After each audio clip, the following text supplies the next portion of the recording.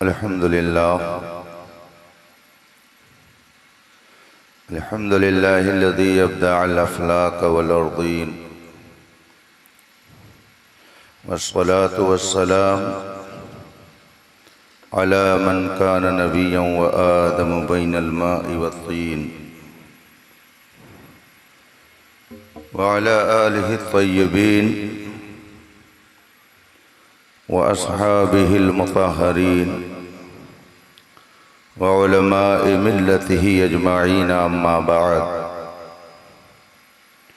फ़ऊज़ु बिल्लाहि मिनश शैतानिर रजीम बिस्मिल्लाहिर रहमानिर रहीम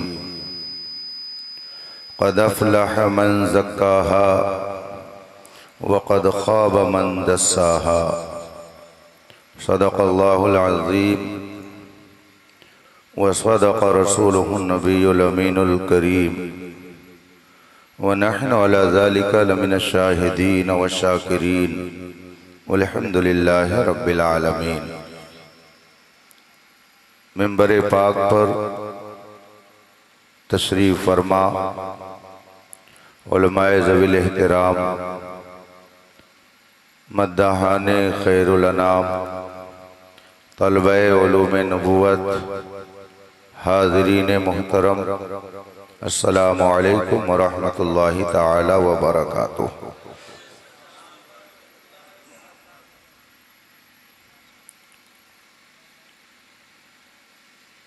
आज की ये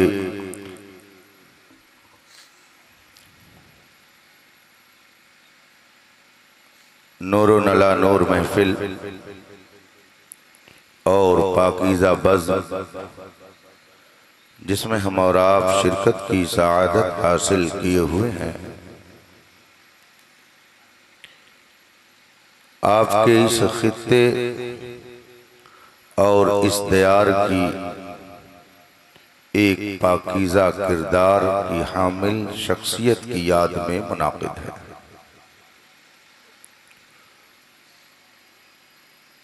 इजलास का उन्वान उर्से सूफिये मिल्लत है, जिससे ये पता चलता है कि अराकीने जलसा और शुरकाए बज़्म अल्लाह के एक नेक बंदे से वाबस्ता हैं और उसी वाबस्तगी का इजहार करने के लिए उन्होंने इस महफिल को सजा रखा है। रब ताला अपने हबीब पाक के तुफ़ैल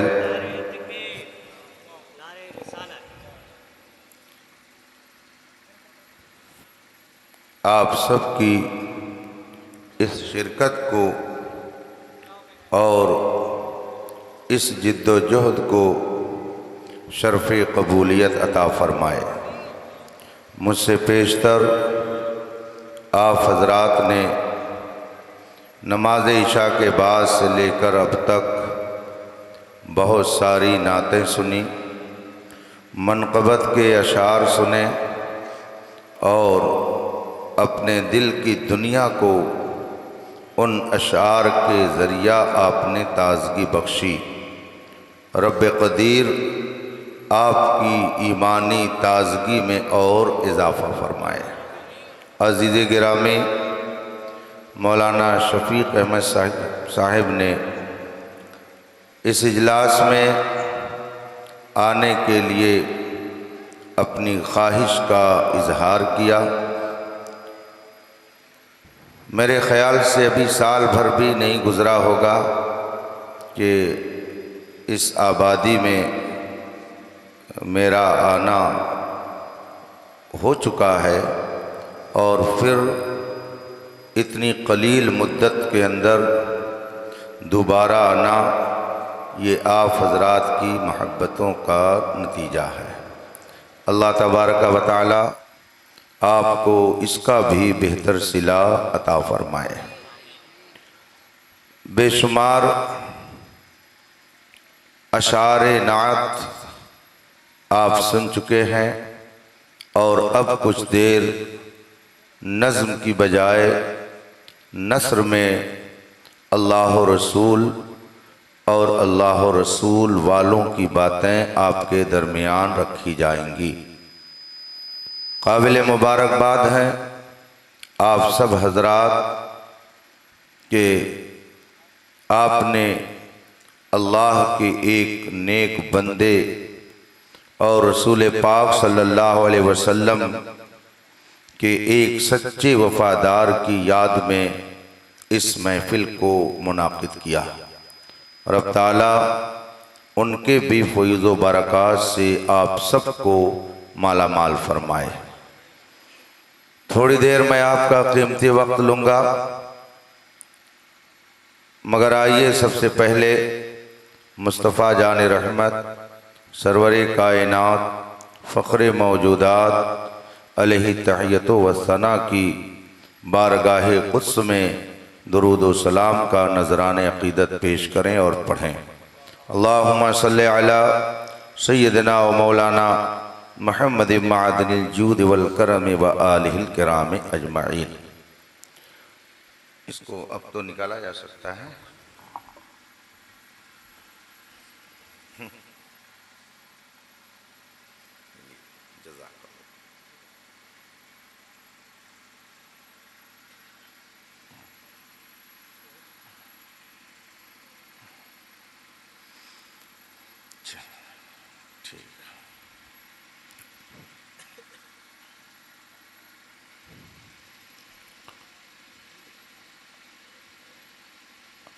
हज़रात,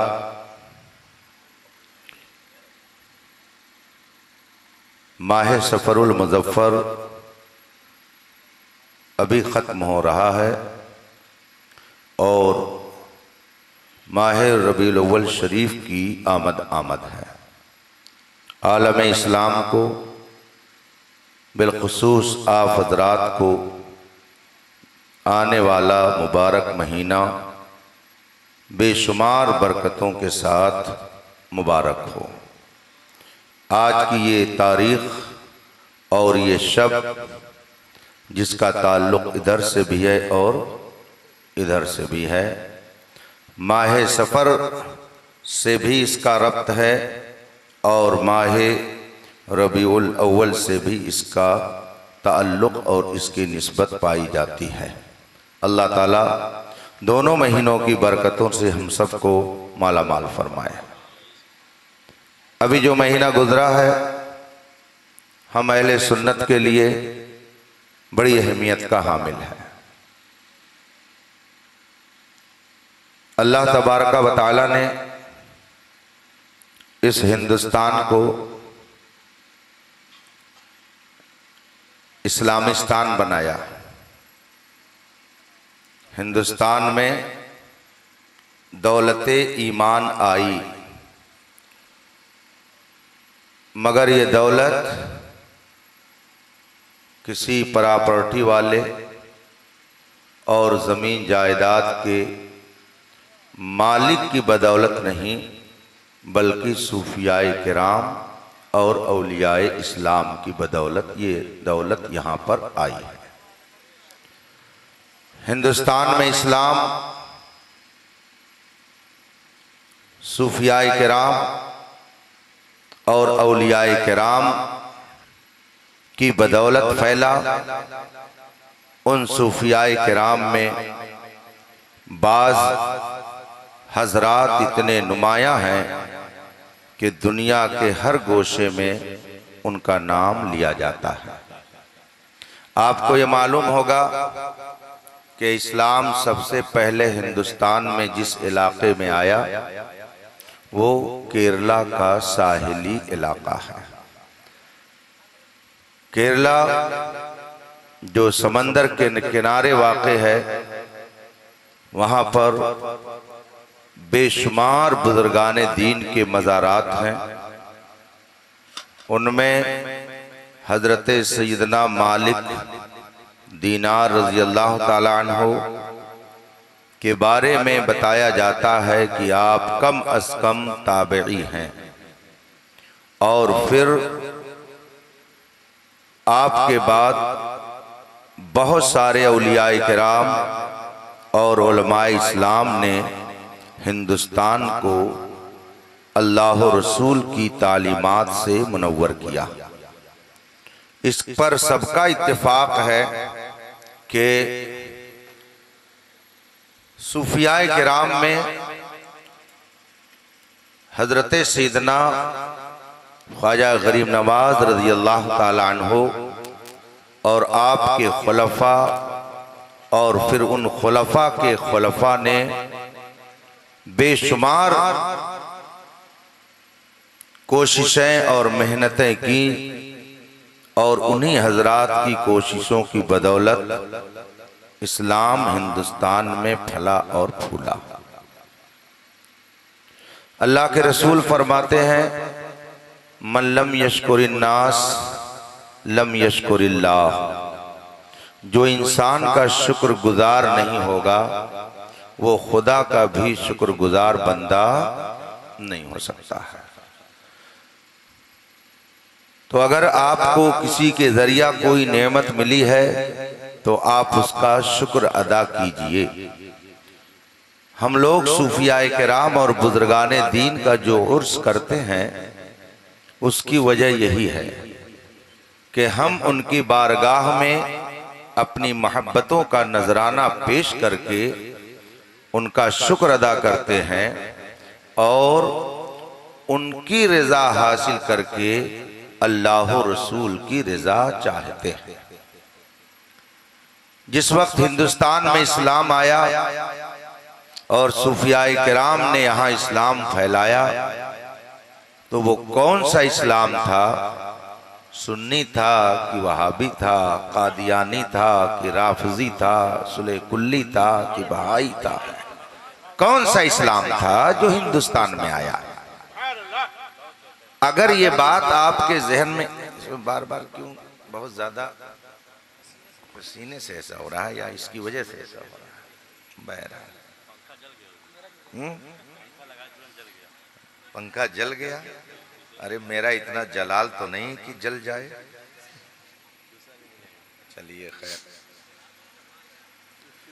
अगर ये बात कन्फर्म हो जाती है कि कौन सा इस्लाम सूफियाए किराम हिंदुस्तान में लाए तो मेरे ख्याल से बहुत सारे लोगों के जहन और दिमाग में अगर किसी तरह का कोई तरद्दुद और शक व शुबहा है तो वो दूर हो सकता है।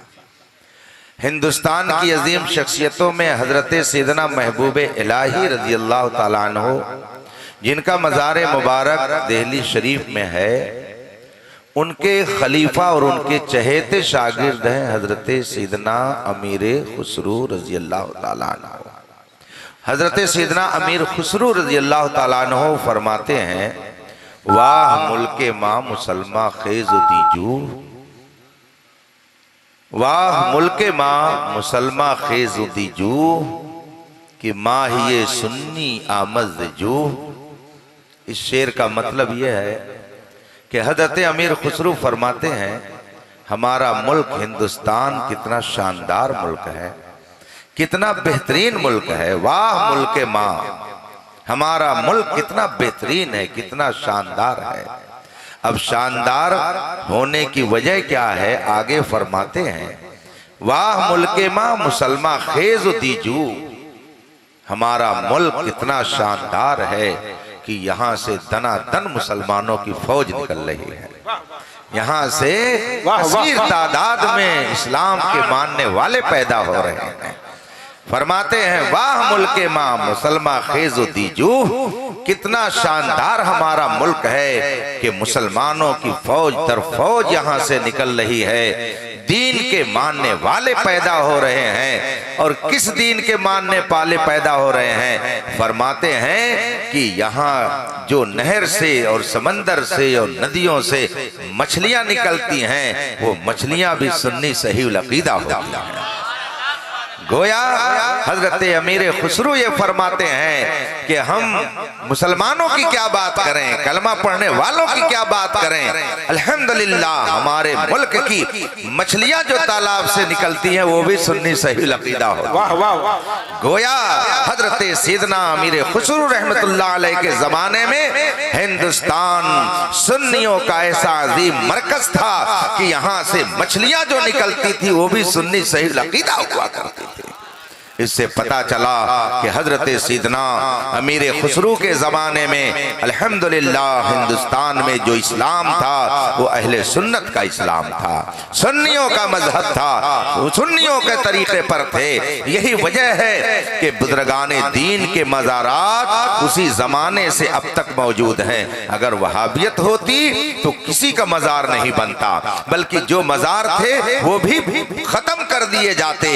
लेकिन आप तारीख उठा करके देख लीजिए, चले जाइए केरला, पहली सदी हिजरी के बुजुर्ग वहां आराम कर रहे हैं। पहली सदी हिजरी में यहाँ जो बुजुर्गाने दीन आए उनका मजार वहां पर बना हुआ है। इसका मतलब है कि जो यहाँ पर सूफियाए किराम इस्लाम लेकर के आए वो इस्लाम तामीर का इस्लाम था, सूफिया की मज़ारात की हिफाजत का इस्लाम था, औलियाए किराम की निशानियों को बाकी रखने वाला इस्लाम था। वाह वाह वाह। सूफियाए किराम हिंदुस्तान में जलवा फरमा हुए और उन्होंने अपनी कोशिशों से यहाँ इस्लाम की दौलत लोगों में तकसीम फरमाई। और एक जमाना ऐसा आया कि हिंदुस्तान के शिमाल से लेकर जनूब तक, शर्क से लेकर गर्ब तक पूरे हिंदुस्तान में कलमे तौहीद गूंजने लगा और हर जानिब से मिंबरों में मेहराब के जरिया अल्लाह अकबर की सदा आने लगी। मगर शैतान को देखा न गया। दुश्मनाने इस्लाम की टोली तैयार करके उन लोगों ने इस्लाम की आवाज को दबाने की कोशिश की। चुनांचे ये एक मजबूत आवाज, शैतानी आवाज अकबर के जमाने में जब हिंदुस्तान के अंदर उठी, जिसको हम और आप फितने दीने इलाही के नाम से जानते हैं। अकबर जो हिंदुस्तान का बादशाह था उसके दिमाग में कीड़ा और फतूर पैदा हुआ।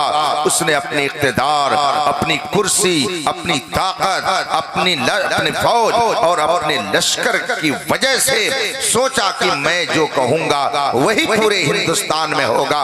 उसने अपनी ताकत और अपनी फौज के नशे में एक नया दीन बर्पा कर दिया। उस दीन का नाम उसने रखा, एक नया फितना बर्पा कर दिया जिसका नाम उसने दीने इलाही रखा। उसके मजहब में बुनियादी तालीम ये थी कि ईमान और कुफ्र कोई चीज नहीं है, सब बराबर है। कुरान और वैद दोनों बराबर हैं, हलाल और हराम दोनों बराबर है, शिर्क और कुफ्र और ईमान दोनों बराबर है। कलमे तौहीद पढ़िए या शिर्क का नारा लगाइए, दोनों एक है। आप दाढ़ी रखिए या आप कशका लगाइए, कोई फर्क नहीं है। ये अकबर ने फितना हिंदुस्तान में पैदा किया। करीब था कि सूफियाए किराम की तालीमात मिट जाएं, औलियाए किराम की कोशिशें सब खत्म हो जाएं, मगर रब्बे कदीर ने हिंदुस्तान की सरजमीन पंजाब के सरहिंद मकाम पर मुजद्दिद अल्फसानी को पैदा फरमाया, जिसने अकबर के दीन इलाही जैसे फितने का ऐसा मुकाबला किया कि पूरी दुनिया से अकबर का वो फितना खत्म हो गया। न अकबर का वो फितना रहा, न उसकी तालीम रही। मुजद्दिद अल्फसानी कल भी जिंदा थे, आज भी जिंदा है। सुबह नारे तकबीर, नारे रिसालत, आपकी मसलके आला हजरत खलीफा हुजूर ताजुश शरिया, आपकी कोशिशों की बदौलत, आपकी मेहनतों की बदौलत हिंदुस्तान के मुसलमानों का ईमान महफूज हो गया। अकबर अपनी ताकत दिखा रहा था, अपनी कुव्वत दिखा रहा था, अपनी फौज दिखा रहा था, अपना लश्कर दिखा रहा था और अपने लश्कर, अपनी फौज के जरिया अपना फितना बर्पा कर रहा था। लेकिन नूरे हक शमए इलाही को बुझा सकता है कौन? जिसका हामी हो खुदा उसको मिटा सकता है कौन? अकबर के मानने वालों को जलाल आया कि एक मौलाना खानकाह में बैठने वाला, दरसगाह में रहने वाला, और ये अकबर को चैलेंज कर रहा है और अकबर के बारे में फतवा दे रहा है। अकबर अकबर न बूद बल्कि अकबर बोध, अकबर अकबर नहीं नहीं है बल्कि हिंदुस्तान का सबसे बड़ा बेदीन और मुर्तद है, काफिर है। ये फतवा दे रहा जलाल में आकर के हजरत मुजद्दिद अल्फसानी को जेल में डाल दिया जाता है। चुनांचे मुजद्दिद अल्फसानी 11 साल तक ग्वालियर के किले में बंद रहे, लेकिन आपने बातिल के सामने सर नहीं झुकाया, इसलिए कि अहले हक का शेवा यह है कि मरते हक बातिल से हरगिज खौफ खा सकते नहीं, सर कटा सकते हैं लेकिन सर झुका सकते नहीं। ये अहले ईमान की शान रही है। चुनांचे मुजद्दिद अल्फसानी ने अपनी मेहनत, अपने उलमा की टीम के जरिया अकबर के उस फितने का इस शानदार तरीके से मुकाबला किया कि उसका फितना खत्म हो गया और दीन हक अपनी आबोताब के साथ कल भी मौजूद था और आज भी मौजूद है। अल्हम्दुलिल्लाह इस फकीर ने पंजाब सरहिंद शरीफ में हुजूर मुजद्दिद अल्फसानी के मज़ारे पुर अनवार पर हाजिरी का शरफ हासिल किया है। और जब वहां पहुंचा तो मैंने देखा कि बेशुमार पंजाबी वहां पे खिदमत में लगे हुए हैं। कोई कमरे की सफाई कर रहा है, कोई मज़ार की सफाई कर रहा है, कोई मस्जिद की देखभाल कर रहा है। मैंने वहां लोगों से पूछा ये क्या कर रहे हैं? कहा ये पूरी खानकाह, यहाँ की जितनी प्रॉपर्टी है, यहाँ पे जितने कमरे हैं, यहाँ जो कुछ भी है सारा इंतजाम इन्हीं के जरिया होता है। मैं दिल में सोचने लगा, हे मुजद्दिद अल्फसानी, आप पर रब का कितना बड़ा करम है कि यहाँ पर जो आपके दीन की मुखालफत कर रहे थे वही आपके खादिम बने हुए हैं। गोया ये कहा जा सकता है पासबा मिल गए काबे को सनम खाने से। अकबर जो हिंदुस्तान का बादशाह था, कोई उसके यहाँ चराग बत्ती के लिए जाने वाला नहीं मिलेगा और मुजद्दिद अल्फसानी के यहाँ अल्हम्दुलिल्लाह रोजाना न जाने कितनी तादाद में मुस्लिम और गैर मुस्लिम पहुंच करके फैज़ो बरकत करते हैं। ये सूफियाए किराम की तालीमात, उनकी मेहनतों का सिला है कि वो दुनिया से चले जाते हैं मगर फिर भी अपने फैजान को जारी और सारी रखते हैं। हुजूर मुजद्दिद अल्फसानी का इंतकाल ये जो महीना गुजरा है इसकी 28 तारीख यानी कल हुआ। कल की तारीख हुजूर मुजद्दिद अल्फसानी के उर्स की तारीख है। इस एतबार से सफर के महीने को एक अजीम मुजद्दिद से निस्बत है। इसी सफर की 12 तारीख को हिंदुस्तान का वो अजीम शान मर्द मैदान इंतकाल करता है जिसकी कोशिशों से हिंदुस्तान से अंग्रेज भागे थे, जिनको मुजाहिद आजादी अल्लामा फजल हक खैराबादी के नाम से जानते हैं। ये मुजाहिद आजादी अल्लामा फजल हक खैराबादी खैराबाद सीतापुर जिले के रहने वाले थे और इनके दो अजीम कारनामे ऐसे हैं कि सुबह कयामत तक हिंदुस्तानी लोग उसे भुला नहीं सकते हैं। ये सबसे पहले वो शख्स हैं, अभी तो आला हजरत पैदा भी नहीं हुए थे, अभी इनका वजूद भी जाहिरी तौर पर हिंदुस्तान में नहीं हुआ था। ये उस वक्त की बात है। मुजाहिद आजादी अल्लामा फजल हक खैराबादी का दौर था। अपने दौर में, अपने वक्त में पूरे हिंदुस्तान में उनका कोई जवाब नहीं था। मंतिको फलसफा में पूरी दुनिया के अंदर यकताए रोजगार थे, पूरी दुनिया में उनसे बड़ा उस वक्त कोई मंतकी और फलसफी नहीं था। मुजाहिद आजादी अल्लामा फजल हक खैराबादी को जब ये खबर मिली कि मौलवी इस्माइल देहलवी ने तक़वियतुल किताब, तक़वियतुल ईमान किताब लिख करके एक नए अकीदे का प्रचार शुरू किया है, तो हुजूर मुजाहिद आजादी अल्लामा फजल हक खैराबादी ने उलमा की एक टीम लेकर के दिल्ली की जामा मस्जिद का रुख किया और फिर दिल्ली की जामा मस्जिद में मौलवी इस्माइल देहलवी को बुलाया गया और वो किताब उनके सामने रखी गई और उनसे सवाल किया गया, आपने ये लिखा है अपनी किताब में कि नबी गांव के चौधरी की तरह होता है। आपने अपनी इस किताब में लिखा है कि अगर अल्लाह चाहे तो करोड़ों मोहम्मद पैदा कर दे। आपने अपनी इस किताब में लिखा है कि नबी मरकर मिट्टी में मिल गए। ये सब आपने कहां से नया अकीदा गढ़ लिया है? या तो इनसे तौबा कीजिए और इस किताब को जला दीजिए और रुजू कीजिए और या तो मुनाजरे के लिए तैयार हो जाइए। मुजाहिद आजादी अल्लामा फजल हक खैराबादी तनहा नहीं थे, उलमाए दिल्ली सब के सब उनके साथ थे। पूरे दिल्ली नहीं बल्कि पूरे हिंदुस्तान में एक आलिम जिसका नाम मौलवी अब्दुल हई लखनवी नहीं बल्कि देहलवी है, वो और मौलवी इस्माइल देहलवी, ये दोनों एक तरफ और पूरे हिंदुस्तान के उलमा एक तरफ थे। मुजाहिद आजादी अल्लामा फजल हक खैराबादी ने उससे मुनाजरे के लिए कहा, उससे रुजू करने के लिए कहा, लेकिन ना वो मुनाजरे के लिए तैयार हुआ, ना तौबा करने के लिए तैयार हुआ। उठा करके तारीख देख लीजिए दिल्ली की।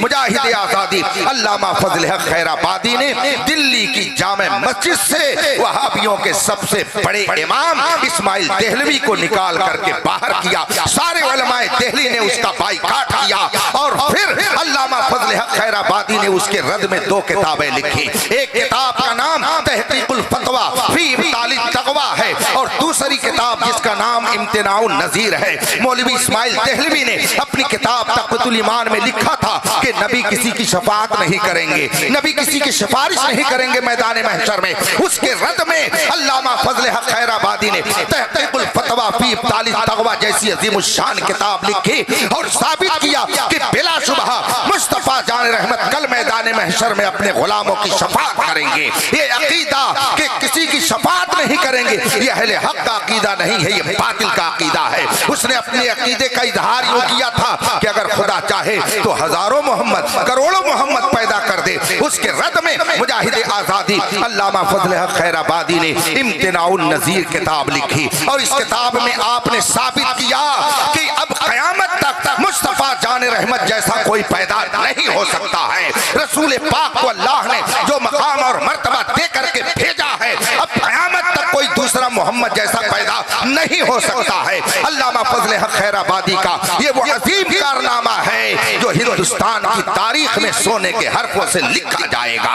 और आपने मजहबी एतबार से वहाबियत का जब रद्द करके उसके परखचे उड़ा दिए, कोई उनके सामने आने की जुर्रत नहीं कर सका। उसी दौरान हिंदुस्तान में एक आवाज उठी कि अंग्रेजों तुम यहाँ से भगो, तुम्हारा यहाँ कोई हक नहीं है, तुम यहाँ रहने के काबिल नहीं हो। हिंदुस्तान हिंदुस्तानियों का है, अंग्रेजों का जुल्म हम बर्दाश्त नहीं करेंगे। उसी दिल्ली की जामे मस्जिद में अल्लामा फजल हक खैराबादी ने बड़े बड़े उलमा को बुलाया और बुलाने के बाद फरमाया कि अंग्रेजों के खिलाफ जिहाद करना फर्ज है। मैं ये फतवा देने जा रहा हूँ कि हिंदुस्तान के मुसलमान उठें और हिंदुस्तान से अंग्रेजों को भगाएं, इनसे जिहाद करना फर्ज है। मैं ये फतवा लिखने जा रहा हूँ। सबने आपकी स्वाद की और आपके इस हुक्म को और आपकी तमन्ना को लब्बैक कहते हुए हम नवाई आपकी फरमाई। चुनांचे मुजाहिद आजादी अल्लामा फजल हक खैराबादी ने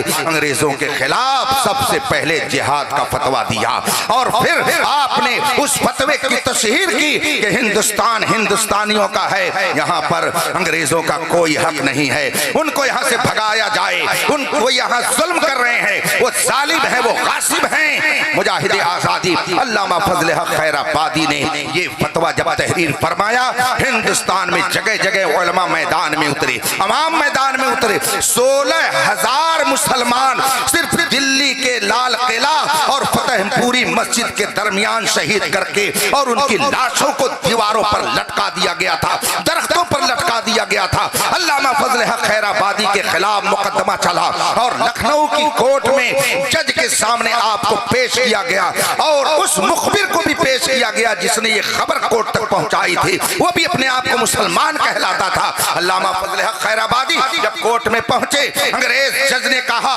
कि आप ही मौलाना फजल हक खैराबादी हैं जिन्होंने अंग्रेजों के खिलाफ जिहाद का फतवा दिया है? आपने फरमाया हाँ मैं ही हूँ, मैं ही मौलाना फजल हक खैराबादी बिन फजल इमाम खैराबादी हूँ। अब उस गवाह से पूछा गया क्या यही मौलाना फजल हक खैराबादी हैं जिन्होंने जिहाद का फतवा दिया है? वो खौफ के मारे कांपने लगा, डर गया और अपनी बात से मुकर गया। कहा ये नहीं है वो मौलाना नहीं है जिन्होंने जिहाद का फतवा दिया है। मगर अल्लामा फजल हक खैराबादी ने फरमाया ये डर रहा है, मुझे देख करके इसके ऊपर खौफ तारी हो गया है, मैं ही वो फजल हक बिन फजल इमाम खैराबादी हूँ जिसने जिहाद का फतवा दिया है। और आज बड़ी कोर्ट में मैं ये कह रहा हूँ, हिंदुस्तान अंग्रेजों का नहीं है, हिंदुस्तान हिंदुस्तान के लोगों का है। अंग्रेज का कोई हक नहीं है, मैंने ही वो फतवा दिया है, मैं उस फतवे पर कायम हूँ। अंग्रेज जज ने आपके खिलाफ मुकदमे की समाअत शुरू कर दी और उसके बाद आपको काला पानी की सजा दे दी गई। आप जजीरे अंडमान भेज दिए गए। ये सन 1856 सन 1857 की बात है, जब सबसे पहले अंग्रेजों के खिलाफ जिहाद का फतवा दिया गया। आप जब यहाँ से जजीरे अंडमान भेज दिए गए, बहुत सारे उलमा को भी आपके साथ जजीरे अंडमान की सजा दे दी गई और जो उलमा बचे उनको शहीद करने का प्लान बना दिया गया। चुनांचे सबसे पहले जिस आलिम रब्बानी को अंग्रेजों ने जिहाद की सजा के तौर पर शहीद किया वो हजरत अल्लामा सैयद किफायत अली काफी मुरादाबादी हैं, जिनको मुरादाबाद में अंग्रेजों ने फांसी के फंदे पर लटका करके उनको मौत के घाट उतारने का नापाक काम किया, जिन्होंने जामे शहादत नौश की। तारीख ये है कि जब वो पहुंचे फांसी के फंदे पर, अंग्रेज ने पूछा आपकी कोई तमन्ना, कोई ख्वाहिश, अगर कुछ आप चाह रहे हो तो बोलिए, आपकी ख्वाहिश पूरी कर दी जाए। अल्लामा सैयद किफायत अली काफी मुरादाबादी ने फरमाया, हाँ मेरी एक तमन्ना है, मेरी एक ख्वाहिश है। लोगों ने पूछा आपकी क्या ख्वाहिश है? अंग्रेज जल्लाद ने कहा बोलिए आप क्या चाहते हैं? कहा मैं कुछ शेर सुनाना चाहता हूँ, जरा समझिए तो सही। फांसी के फंदे पर लटकाया जा रहा है, न बीवी को देखने की तमन्ना, न बेटों को देखने की तमन्ना, न दोस्त अहबाब को पास बुलाने की तमन्ना, न अंग्रेजों के सामने हाथ जोड़ने की बात है, बल्कि कुछ शेर सुनाए जा रहे हैं। फांसी के फंदे पर चढ़ करके, ए मेरी कौम के नौजवानों सुनो, तुम्हारे असलाफ ने क्या तुम्हें तालीम दी है, क्या पैगाम दिया है। मुजाहिद आजादी अल्लामा फजल हक खैराबादी की एक मजबूत आवाज को हमेशा के लिए खत्म करने का अंग्रेज ने प्लान बनाया, मगर फांसी के फंदे पर चढ़ते हुए सैयद किफायत अली काफी मुरादाबादी ने फरमाया मैं कुछ शेर सुनाना चाहता हूँ। अंग्रेज जल्लाद ने कहा क्या शेर सुनाना चाहते हैं? अल्लामा सैयद किफायत अली काफी ने फरमाया शेर मेरा सुन लीजिए। कोई गुल बाकी रहेगा ना चमन रह जाएगा, पर रसूलुल्लाह का दीने हसन रह जाएगा। हम सफीरो बाग में है कोई दम का चहचहा, बुलबुलें उड़ जाएंगी सूना चमन रह जाएगा। अतलसो कम ख्वाब की पोशाक पर नाजा न हो, इस तने बेजान पर खाकी कफन रह जाएगा। ये पैगाम अल्लामा सैयद किफायत अली काफी मुरादाबादी ने फांसी के फंदे पर चढ़ करके दिया और लोगों को बताया न कोई गुल रहेगा, न कोई चमन रहेगा, न कोई दयाल रहेगा, न कोई मर्द रहेगा, न कोई औरत रहेगी, मगर मुस्तफा का दीन सुबह क़यामत तक बाकी रहेगा। अल्लामा फजल हक खैराबादी पर मुकदमा चल रहा है और वो जजीरे अंडमान की सजा काट रहे हैं। सन 1861 की बात है जब आपके बेटे अल्लामा अब्दुल हक खैराबादी अपने वालिद मोहतरम की आज़ादी का परवाना लेकर के मुकदमा लड़ने के बाद जब आप जीते और आज़ादी का और रिहाई का परवाना लेकर के जजीरे अंडमान पहुंचे, समंदर से बाहर हुए, देखा कि एक जनाजा आ रहा है, बड़ी भीड़ है, उलमा और मशाइख हैं, हर एक की आंख से आंसू गिर रहा है। पूछा, करीब पहुंच करके अल्लामा फजल हक खैराबादी ने, अल्लामा अब्दुल हक खैराबादी ने पूछा ये किसका जनाजा है, कितनी भीड़ है, कौन है, कौन जा रहा है दुनिया से कि ये मशाइख और ये उलमा और ये अमाम उसके लिए रो रहे हैं। जब आपने ये सवाल किया तो मजमे से किसी ने जवाब दिया ये मुजाहिद आज़ादी अल्लामा फजल हक खैराबादी का जनाजा है। मेरे नौजवानों तुम कहाँ घूम रहे हो, कहाँ जा रहे हो? तुम्हारे असलाफ ने तुम्हें क्या नहीं दिया है? कभी भी तुम्हारा सर नीचा नहीं करने होने दिया है, बल्कि फक्र से हमेशा ऊंचा रखा है। मुजाहिद आज़ादी अल्लामा फजल हक खैराबादी अलैहि रहमत व रिज़वान का इंतकाल जजीरे अंडमान में 12 सफर को हुआ। 12 सफर मुजाहिद आज़ादी अल्लामा फजल हक खैराबादी दुनिया से गए और 28 सफर मुजाहिद मुजद्दिद अल-फ़सानी हजरत सैयदना शेख अहमद फारूकी सर हिंदी दुनिया से गए, वो 11वीं सदी के मुजद्दिद है। और मुजाहिद आज़ादी अल्लामा फजल हक खैराबादी ये 13वीं सदी के मुक्तदा और पेशवा है। मगर खुदा का इंतजाम देखिए, नूरे हक शमए इलाही को बुझा सकता है कौन? जिसका हामी हो खुदा उसको मिटा सकता है कौन?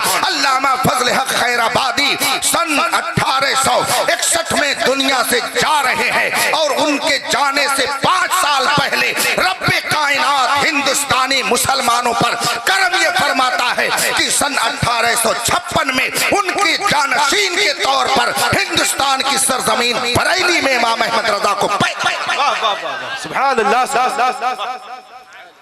उनका इंतकाल 25 सफर को हुआ। अभी बरेली शरीफ में उर्से मुकद्दस हुआ है।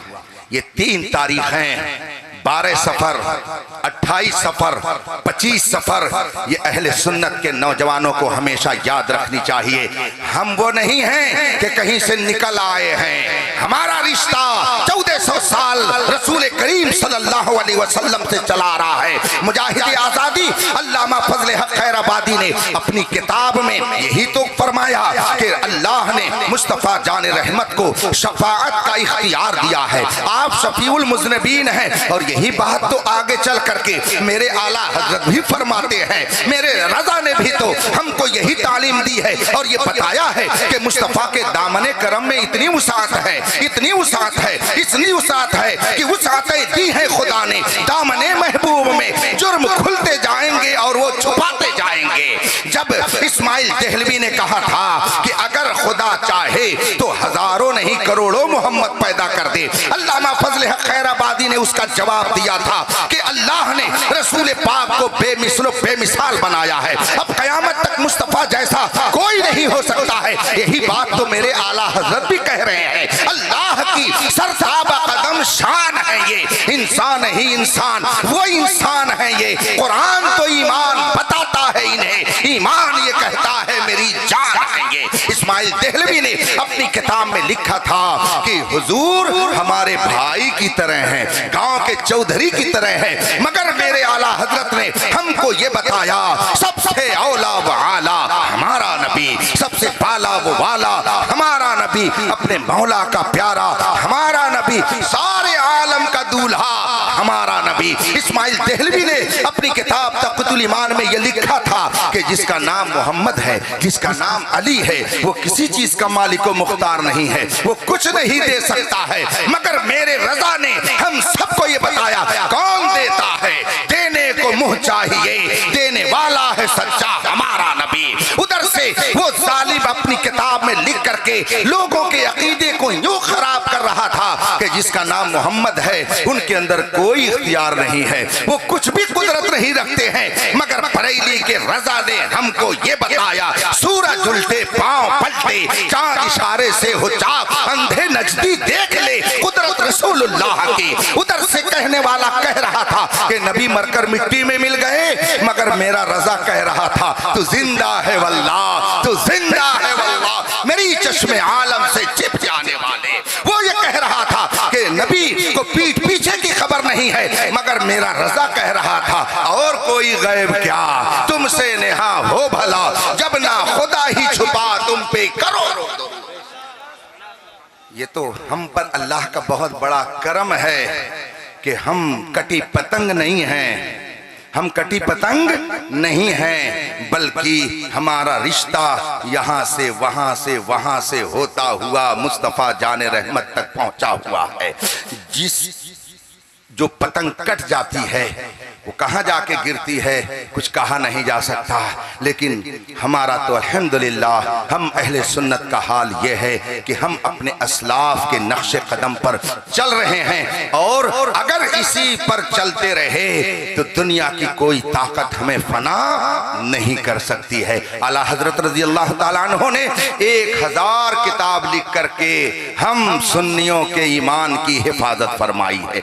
1000 किताब लिखी है आला हजरत ने, और 1-2 सब्जेक्ट में नहीं, अब तो लिखने वाले, कहने वाले, पढ़ने वाले, तहकीक करने वाले स्कॉलर हजरात कह रहे हैं कि 300 इल्म से ज्यादा इल्मों पर महारत रखने वाली जात का नाम इमाम अहमद रजा है। आपने 1000 किताब में तकरीबन पहली तहकीक के मुताबिक 60 सब्जेक्ट को आपने अपनी किताबों में भर दिया है। इसीलिए मैं कहता हूं कि अब आला हजरत को समझने के लिए जब कोई आला हजरत आएगा तभी वो समझ सकता है। इसलिए कि आला हजरत ने 60 इल्मों में जब किताबें लिखी हैं, 60 फनों में जब किताबें लिखी हैं, तो कमा हक़हू उन किताबों को वही समझेगा जो 60 सब्जेक्ट पर महारत रखेगा। और मेरी मालूमात के मुताबिक हिंदुस्तान में कोई ऐसा शख्स नहीं है कि जो 60 सब्जेक्ट पर महारत रखता हो। इसलिए कोई आज आला हजरत से मुकाबला आराई की हिम्मत न करे। वो नबी का मोजिजा है, गौसे पाक की करामत है, ख्वाजे पाक की इनायत है, मखदूमे पाक की दुआ है, कुल औलिया की करामत है। इसीलिए जो उनसे टकराता है वो चूर चूर हो जाता है। नारे तकबीर, नारे रिसालत, उर्से हुजूर सोफिए मिल्लत, खलीफे हुजूर ताजुश शरिया। वक्त के मुताबिक मैं कुल और 20-22 मिनट आपका वक्त लूंगा। आला हजरत रजी अल्लाह ताला अन्हु ने जिंदगी के आखिरी लम्हे तक इस्लाम की हिफाजत, सुन्नियत की इशाअत और हिंदुस्तान के मुसलमानों की रहनुमाई का जो फरीज़ा अंजाम दिया, उसी का नतीजा है कि आज हर मिंबर और मेहराब से ये आवाज़ आ रही है, डाल दी कल्ब में अज़मते मुस्तफ़ा सैयदी आला हजरत पे लाखों सलाम। आला हजरत दुनिया से तशरीफ ले गए, अल्लाह ने करम फरमाया। बदमज़हब ये सोच रहे थे कि अब अहमद रजा गए, अब उनका मिशन चला जाएगा, अब वो गए, अब हमें आफियत मिल जाएगी। लेकिन शायद उनको मालूम नहीं था कि गिलके रजा है खंजरे खूंखार बरकबार, आदा से कह दो खैर मनाए ना शर करें। शायद वो समझते थे कि अहमद रजा गए, अब उनकी तहरीक इश्क़े रिसालत जो तहरीक थी वो चली गई। मगर शायद उन्हें क्या पता था, फानूस बन के जिसकी हिफाजत हवा करे वो शम्मा क्या बुझे जिसे रोशन खुदा करे। आला हजरत दुनिया से तशरीफ ले गए, मगर अपने 2 अजीम शहजादों को हिंदुस्तानी मुसलमानों की रहनुमाई के लिए छोड़ दिया। हुजूर हुज्जतुल इस्लाम अल्लामा हामिद रजा खां साहिब रहमतुल्लाह ताला अलैह, जो आला हजरत के बड़े शहजादे हैं, उनके इल्म व फजल का आलम यह था कि एक बहुत बड़े आलिम ने मुझसे एक बार फरमाया कि हम तो ये समझते हैं कि अगर आला हजरत के वो बेटे ना भी होते तब भी उनकी फजीलत में हमें दस्तबस्ता खड़े रहना पड़ता, इसलिए कि निस्बत की वजह से तो वो बड़े हाई हैं, मगर रब ने उनको इतना इल्म अता किया था कि वो अपने इल्म के बलबूते हिंदुस्तान में मुनफरिद माने जाते थे। ये हुज्जतुल इस्लाम अल्लामा हामिद रजा साहब रहमतुल्लाह ताला अलैह के इल्म का हाल था। हुस्न जमाल ऐसा था, मैंने किताबों में भी पढ़ा है, उलमा से भी सुना है कि जब वो अपने घर से बाहर निकलते, कभी बाजार की तरफ अगर जाना होता तो मुस्लिम हो या गैर मुस्लिम, मर्द हो या औरत, अगर उन्हें खबर लग जाती कि मौलाना हामिद रजा अपने घर से निकल रहे हैं तो उनके हुस्न जमाल को देखने के लिए लोग अपने दरवाजे पर आ जाते थे। और न जाने कितने गैर मुस्लिमों ने सिर्फ उनको देख करके इस्लाम कबूल किया, ये सोच करके कि जब मुस्तफा का एक अदना गुलाम ऐसा हुस्न जमाल रखता है तो इसका आका कैसा हुस्न जमाल वाला होगा। उन्होंने कलमे तैयबा पढ़ लिया। हुजूर हुज्जतुल इस्लाम अलैहि रहमत व रिज़वान ने कई किताबें लिख करके उम्मत मुस्लिमा की सही रहनुमाई का फरीज़ा अंजाम दिया। और जब आप दुनिया से तशरीफ ले गए तो अल्लाहु अकबर, वो अजीम ज़ात जिसने 92 साल की उम्र तक हिंदुस्तानी मुसलमानों को फैज़ याब किया, आला हजरत के छोटे शहजादे हजरत मुफ्ती आज़म हिंद की ज़ात है, जिनके तकवा, जिनकी परहेजगारी का आलम यह था कि उस वक्त जितने उलमा थे सबका इस बात पर इत्तेफाक था कि मुफ्ती आज़म से बड़ा हमारी जमात में कोई दूसरा मुत्तकी नहीं। हुजूर ताजुश शरिया रहमतुल्लाह ताला अलैह ने इसीलिए फरमाया, मुत्तकी बनकर दिखाए इस जमाने में कोई एक मेरे मुफ्ती आज़म का तकवा छोड़कर। मुफ्ती आज़म हिंद रज़ी अल्लाह तबारक व तआला अन्हु की ज़ात इतनी अजीम थी, ऐसा तकवा, ऐसी परहेजगारी, अल्लाह तबारक व तआला ने ऐसा पाकीज़ा उन्हें बनाया था कि कि वो जिस गली से गुजर जाते उस गली में पाकीज़गी की खुशबू पैदा हो जाती। इसीलिए शायर ने कहा है, उनका साया एक तजल्ली, उनका नक्शे पा चराग, वो जिधर गुजरे उधर ही रोशनी होती गई। सरकार मुफ्ती आजम हिंद अलैहि रहमत व रिज़वान ने अपने फतवा के जरिया, अपने तावीज़ात के जरिया, अपनी करामतों के जरिया, अपने तक़वे के जरिया सुन्नियत को जो तक़वियत बख्शी है, माजी करीब में उसकी कोई मिसाल हमें नजर नहीं आती है। अभी परसों उर्से मुक़द्दस के मौके पर हुजूर मुहद्दिस कबीर आक़ाए नेमत शहज़ादे सदरुश शरिया अल्लामा मुफ्ती ज़ियाउल मुस्तफ़ा साहिब क़िबला दामा ज़िल्लुल आली ने अपना वाक़या बयान किया। फरमा रहे थे कि एक मौके पर मैं बरेली शरीफ रमज़ान शरीफ में हाजिर हो गया और तरावीह का मुझे भी मौका मिला कि हुजूर मुफ्ती आज़म हिंद के साथ मैं भी नमाज तरावीह पढ़ने के लिए मस्जिद में गया और संभल के एक हाफिज साहब तरावीह पढ़ा रहे थे। हुजूर मुफ्ती आज़म हिंद भी उनके पीछे नमाज पढ़ रहे थे। अब बताइए, ऐसा आलिम रब्बानी जिस इमाम के पीछे होगा उस इमाम की क्या हालत रहती रही होगी, और वो भी नमाज तरावीह में, वो भी हाफिज साहब। बगैर किसी पीछे हाफिज अगर ना भी हो तो आदमी भूल जाता है, उसको लुक़मे की ज़रूरत पड़ती है। यहाँ तो आलिम रब्बानी पीछे है, मुफ्ती आज़म हिंद है।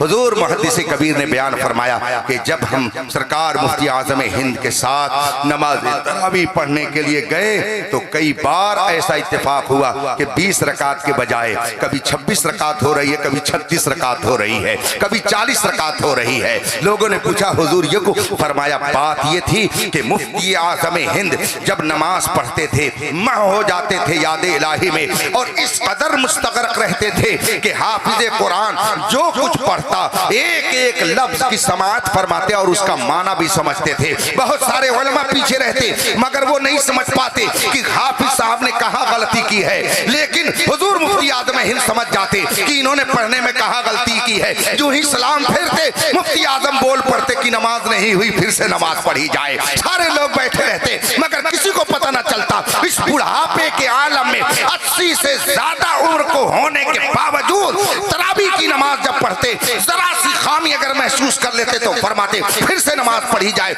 इस तरह से कभी 26 रकात पढ़ी जाती, कभी 36 रकात पढ़ी जाती थी। लोगों के पैर सूज जाते थे मगर अल्लाह का वो महबूब बंदा नमाज तरावीह के एहतमाम में किसी की परवाह नहीं करता, सिर्फ परवाह करता तो मसले शरीयत की परवाह करता। ये मुफ्ती आज़म हिंद के तक़वे का आलम है। अल्लाह तबारक व तआला ने उन्हें तक़वा की ऐसी बहार अता फरमाई थी कि एक बार तशरीफ ले गए अहमदाबाद तशरीफ ले गए और इत्तेफाक से जिसके घर में जा रहे थे अभी कमरे में आपने कदम रखना चाहा कि ऐसे ही नजर उठा दी तो देखा कि सामने एक फोटो लगा हुआ था, एक तोगरा लगा हुआ था जिसमें फोटो बना हुआ था। आपने भी देखा होगा बहुत सारे फोटो इस वक्त बाबाओं के दादाओं के चल रहे हैं और ऐसी भी तस्वीरें हैं कि कुरान की आयत है और उसके बगल में किसी बुजुर्ग की बज़ाहिर तस्वीर बना करके लगा दी। ऐसी ही कोई तस्वीर लगी हुई थी जिसमें कुरान की आयतें भी थी और एक तस्वीर उसके अंदर बनी हुई थी। सरकार मुफ्ती आज़म हिंद अभी घर में दाखिल हो रहे थे कि अचानक उस पर नजर पड़ गई। जो ही नजर पड़ी आपने कदम रोक लिया और फरमाया ला हौला वला कुव्वता इल्ला बिल्लाहिल अलील अज़ीम, फेंको उसको वहां से, तुमने सनीमा घर बना रखा है, मैं यहाँ नहीं बैठूंगा। जो ही आपने डांटा घर वाले ने जल्दी से उसको उतार करके रख दिया। अब मुफ्ती आज़म हिंद जब अपनी जगह पे तशरीफ फरमा हुए तो फरमाने लगे ला हौला वला कुव्वता इल्ला बिल्लाहिल अलील अज़ीम, अस्तग़फिरुल्लाह रब्बी मिन कुल्लि ज़ंबि व अतूबु इलैह। ये पढ़ने लगे अस्तग़फिरुल्लाह अस्तग़फिरुल्लाह ला इलाहा इल्लल्लाह मुहम्मदुर रसूलुल्लाह। ये बेसाख्ता आपकी जबान से जारी हो गए कलिमात। लोगों ने पूछा हुजूर क्या माजरा है?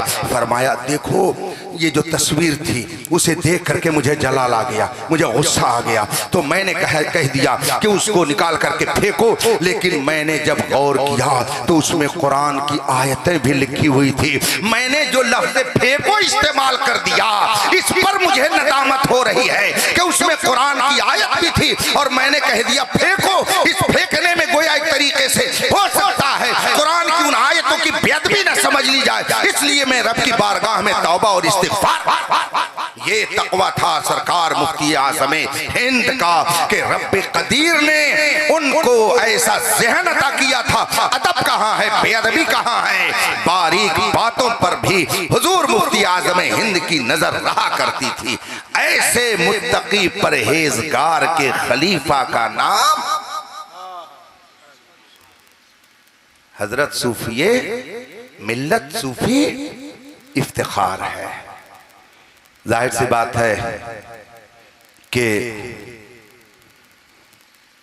अभी कल ही एक जगह मैंने तकरीर में कह दिया और बात भी सही है, जैसा हाकिम जैसा राजा वैसी प्रजा, जैसा हाकिम वैसे महकूम, जैसा मुतवल्ली वैसी मस्जिद, जैसा नाजिम वैसा मदरसा, जैसा प्रिंसिपल वैसा इदारा। ये बात बिल्कुल अपनी जगह पर सही है। और जैसा वजीर आजम वैसा मुल्क, आप भी सब देख रहे हैं। तो जैसा उस्ताद वैसा शागिर, और जैसा पीर वैसा, बात समझ में आ रही है ना, जैसा मुर्शिद वैसा खलीफा। सरकार मुफ्ती आज़म हिंद अपने जमाने के सिर्फ मुत्तकी ही नहीं थे बल्कि इमामुल मुत्तकीन थे। अपने जमाने के सिर्फ सूफी ही नहीं थे, इमामुल असफिया थे। सूफी जानते हैं किसको कहते हैं? सूफी का मतलब क्या होता है जानते हैं? जिसका दिल मिसले आईना इस तरह से साफ हो कि उसमें महबूब के जलवे हमेशा रोशन रहे, उसको सूफी कहा जाता है। और सूफी की शान ये होती है कि उसका दिल मिसले आईना वो किरणों को, तजल्लियात को अपने अंदर महफूज भी करता है और जिधर तवज्जो करता है उधर रोशनी भी बख्शता रहता है। उसको मिसाल से आप यूं समझ सकते हैं, जैसे टाइम बहुत ज्यादा हो गया, बस 10-12 मिनट और। जैसे समझ लीजिए आईने की बात आ गई है। सूरज निकलता है, सूरज जब तुलू होता है, आप भी देखे होंगे, हम भी देखते हैं, बचपन में हर शख्स इस तरह का काम कर लेता है और तफरीह तमाशा करता ही रहता है। आईना होता है ना, आज भी बच्चे इस तरह का खेल खेलते हैं। सूरज के सामने आईना लड़के ऐसे दिखाते हैं और फिर उस आईने को अपने किसी साथी की आंख पर मारते हैं, कभी कभी कमरे की तरफ कर देते हैं। तो अब अगर किसी के चेहरे पर करें, किसी की आंख पर करें, तो उसकी आंख में बिल्कुल आ जाती है जैसे शॉट लग जाए, जिसको चकाचौंध करना कहते हैं, आधे चकाचौंध हो जाती हैं। और अगर वो आईना किसी तारीक कमरे की तरफ किया जाए तो वहां भी रोशनी पहुंच जाती है। जानते हैं ये ऐसा होता क्यों है? सूरज अपनी किरणों को जब भेजता है जमीन पर, तो आईना जब उसके सामने हुआ तो आईने में वो कैफियत है, उसकी कंडीशन है कि वो किरणों को अपने अंदर कैच कर लेता है और फिर कैच करने के बाद उसे दूसरों तक पहुंचाने की सलाहियत होती है। तो वो तारीक कमरे की तरफ जब पहुंचता है तो उस जगह को भी रोशन कर देता है। सूरज ने अपनी किरणों को डाला आईने में और आईने ने जिधर जिधर तवज्जो की, जिधर जिधर आईना करते जाएंगे उस जगह को रोशनी मिलती जाएगी। और उसके बरखिलाफ तवा को देख लीजिए जिसपे रोटी पकाई जाती है, इतना बड़ा नहीं बल्कि बहुत बड़ा तवा लेकर के आप सूरज की तरफ सुबह से शाम तक किए रहिए और घुमाते रहिए, लेकिन उसमें कुछ भी रोशनी नहीं आ सकती है। ना वो खुद रोशन होगा और ना ही किसी दूसरे को रोशन कर पाएगा। ये तवे की हाल होती है। सूफियाए किराम का दिल मिसले आईना होता है कि वो खुर्शीद रिसालत और खुर्शीद विलायत से मुनव्वर होते हैं और उनका दिल जब मुनव्वर होता है तो जिस जिस तरफ रुख करते हैं उधर उधर रोशनी होती चली जाती है। सूफी इफ्तिखार साहब का दिल मिसले आईना था जिसमें हुजूर मुफ्ती आज़म हिंद के जलवे आए, और जब वो जलवे इस दिल में आए तो जिस जिस गांव में इस दिल ने इशारा किया उस गांव वालों के अंदर भी रोशनी पैदा होती गई। ये वो नूर है जो यहाँ से नहीं वहां से हम तक चला। नारे तकबीर, नारे रिसालत, मसलके आला हजरत, उर्से हुजूर सोफिए मिल्लत, फैजाने हुजूर सोफिए मिल्लत, कादरी दूल्हा, खलीफे हुजूर ताजुल शरिया, हुजूर ताजुल फक़हा। और आप जानते हैं एक आईना का घर हो, बात आईने की आ गई है तो उस पर एक शीशे का मकान हो, शीशे का मकान हो, और उस शीशे के मकान में एक आदमी दाखिल हो तो जाहिर सी बात है कि चारों तरफ कोई दूसरा नजर नहीं आएगा, वो खुद ही नजर आएगा।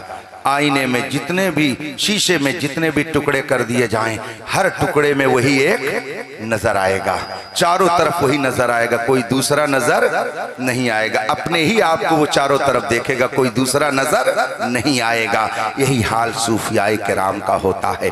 जब उनका दिल मिसले आईना साफ हो जाता है तो उस आईने में किसी की जात नजर नहीं आती है, अपना वजूद भी नजर नहीं आता है, तो वो पुकार उठते हैं ला मौजूदा इल्लल्लाह, ला मक़सूदा इल्लल्लाह। खुदा के अलावा किसी का वजूद नहीं है, खुदा के अलावा हमारा कोई महबूब नहीं है, खुदा के अलावा हमारा कोई मतलूब नहीं है। इस कायनात का मतलूब हकीकी सिर्फ खुदा की जात है। इसीलिए आला हजरत फरमाते हैं या खुदा तुझ तक है सबका मुंतहा, सबका मुंतहा, सबका मकसूद, सबका मतलूब, सबका महबूब अल्लाह की जात है।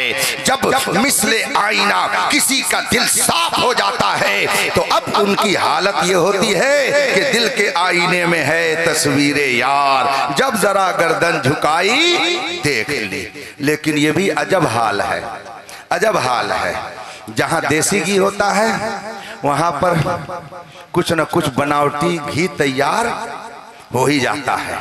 देसी घी था तो डालडा तैयार हो गया, और बहुत सारी मिसालें आप ले सकते हैं। ऐसे ही कुछ लोगों ने सोचा कि सूफी बनने में बड़ी फजीलत है, इनको बड़ी इज्जत मिलती है, इनकी कदम बोसी होती है, इनका उर्स होता है, लिहाजा हम लोग भी सूफी कहलवाने लगे। चुनांचे इस जमाने में एक वेल अप टू डेट सूफी का तबका पैदा हो गया है, वेल अप टू डेट सूफी, जिसका शजरा मेरे ख्याल से सिलसिले भाजपाइया के पीरो मुर्शिद सूफी मोदी साहब से मिलता है। इसलिए कि सूफियाए किराम ये किसी दुनियादार के दर पर जबी साई के लिए कभी नहीं जाते हैं, मगर ये ऐसे सूफी हैं कि इनको दुनियादारी ही में सबसे ज्यादा मजा आता है। इसीलिए आला हजरत ने फरमाया था सोना जंगल रात अंधेरी छाई बदली काली है, सोने वालों जागते रहियो चोरों की रखवाली है। मैंने आज ही हजरत सैयदना अबू बकर वर्राक रज़ियल्लाहु ताला अन्हो, एक बहुत जलीलुल कद्र सूफी हैं, उनका मैंने एक कौल पढ़ा। वो फरमाते हैं अन्नासु सलासा, आदमी तीन तरह के होते हैं, तीन किस्म के लोग होते हैं, अल उलमा वल उमरा वल फुकरा। एक वो जो उलमा कहलाते हैं, दूसरे वो जो हुक्काम अफीसरान कहलाते हैं, अमीर कहलाते हैं, और तीसरे वो जो फुकरा और सूफिया कहलाते हैं।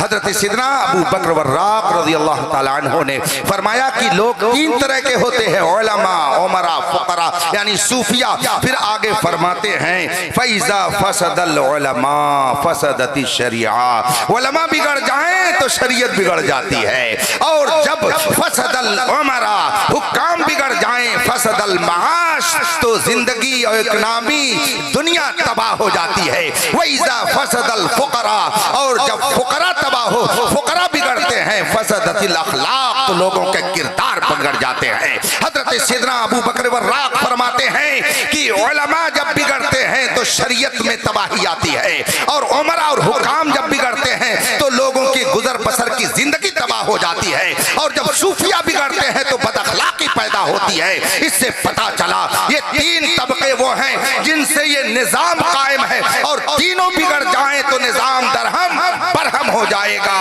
बर्बादे गुलिस्तां की खातिर सिर्फ एक ही उल्लू काफी है। यहाँ तो हर शाख पे उल्लू बैठे हैं। अंजामे गुलिस्तां क्या होगा? जो बादा कश थे पुराने वो उठते जाते हैं, जो सच्चे सूफिया थे, जो सच्चे औलिया हैं, जो सच्चे उलमा हैं, वो एक एक करके उठते जले जले जा रहे हैं। हजरत सैयदना अबू बकर वर्राक रज़ियल्लाहु ताला अन्हु के इस कौल की तशरीह करते हुए उलमा ने फरमाया है कि उलमा का बिगड़ना क्या है, उलमा के अंदर बिगाड़ आने का क्या मतलब है? जब इनके अंदर दुनिया की हिर्स और लालच पैदा हो जाए, दुनिया के लालची बन जाए, तो इस इसका मतलब यह है कि इनके अंदर फसाद और बिगाड़ पैदा हो गया है। हम आज देख रहे हैं कि नाम नेहाद उलमा में किस कदर बिगाड़ आया हुआ है कि पैसे दे करके फतवे जैसे चाहिए ले लीजिए। इस जमाने में ऐसे भी लोग पाए जाते हैं, वो शरीयत पर नहीं बल्कि तबीयत पर चलने की कोशिश करते हैं। वो कुरान और हदीस को देख करके नहीं बल्कि लोगों को चेहरा का चेहरा देख करके फतवा देते हैं। जो कुरान हदीस के मुताबिक फतवा देते हैं उनका फतवा बदलता नहीं है, लेकिन जो चेहरा देख करके फतवा देते हैं, जब चेहरा बदलेगा तो फतवा भी बदलेगा। इसीलिए बाज लोगों का हाल यह है, उनसे अगर पूछा गया कि ऐसा कहना क्या है, उन्होंने लिख दिया काफिर हो गया कहने वाला, ये कौल कुफ्र है। मगर जब चेहरा बदल गया और उनसे पूछा गया ये क्या है, तो कहा कि ये कुफ्र नहीं है, ये ईमान है। चेहरा बदल गया तो फतवा बदल गया। ये उनकी शान है जो उलमाए दुनिया है।